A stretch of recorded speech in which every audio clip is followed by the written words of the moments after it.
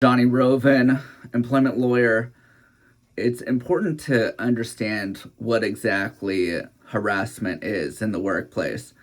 We get a lot of calls where people say, I'm getting yelled at, I don't like my boss, they're constantly micromanaging me, they're constantly criticizing me, the workers are gossiping about me.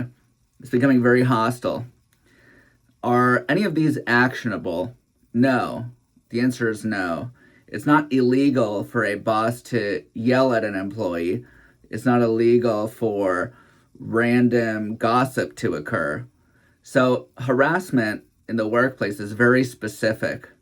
It needs to be targeted towards some sort of characteristic that can't be changed. So, just to go through the list, there's racial harassment, there's sexual harassment, there's gender-based harassment, and disability harassment, things of that nature.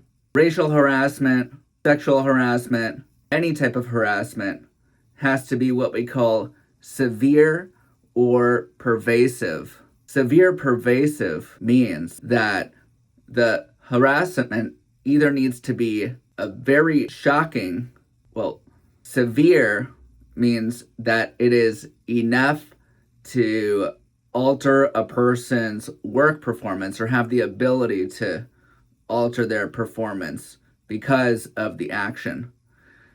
Pervasive means that it happens over such a period of time that it alters a person's work performance. Some people mix up that you have to have harassment be severe and pervasive, but that's not correct.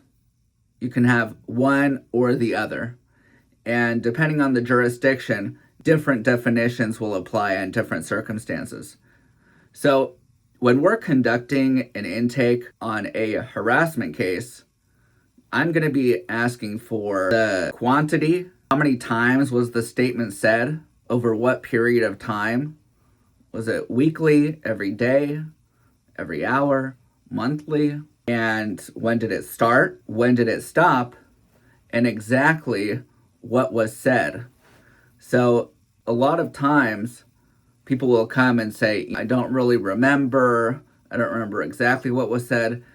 That's not going to do well in a harassment case. The person needs to come up with everything that they can recall and have it down, because depending on the slur or the gesture or the remark will show if it's severe or if it's pervasive. If some minor occurrence happened on one occasion at a holiday party, that might not be enough to show harassment. But if there are several slurs, remarks over a lengthy period of time, then that could qualify as harassment. Or if there's one severe event, like some sort of assault, or some sort of yelling campaign involving slurs, that could satisfy severe or pervasive. So there's a lot of argument as to whether something is severe or pervasive. Now, in order to place liability on an employer for this, the employer has to know about it, or they should have known about it.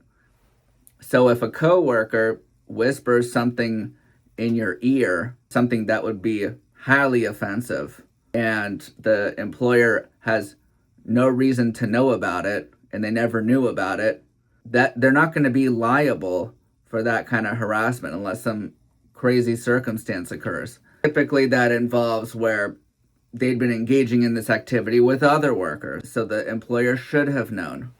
But that's rarely the case. The quickest way, the most common way that an employer is liable for harassment is if a supervisor engages in the conduct, or they knew about the conduct but failed to stop it, failed to put in measures to stop it, report it to HR, conduct an investigation, and it persisted afterward. In that kind of situation, the employer may very well be liable for the harassment. There's a lot of case law on harassment, and typically the case law that gets analyzed shows what exactly was said, how often it was said, who said it, who heard it, who knew about it, who later was it reported to. If a person is being touched in an offensive way, the case law and what we will inquire about in the intake is who touched who. Was a supervisor present? Where were they touched? Because touching on the arm versus in another area, those are going to present very differently in the law.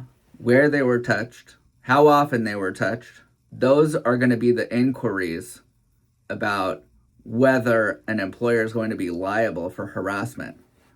And finally, the person that is being harassed has to suffer some sort of damage from this.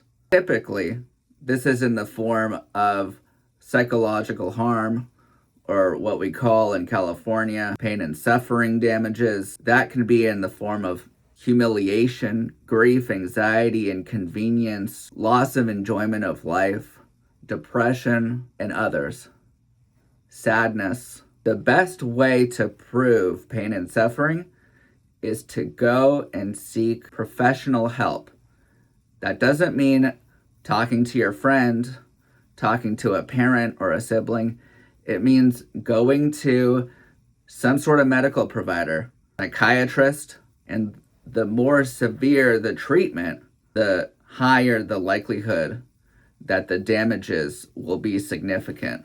I hope this was helpful in understanding what is workplace harassment and looking forward to assisting workers that have been affected in this area.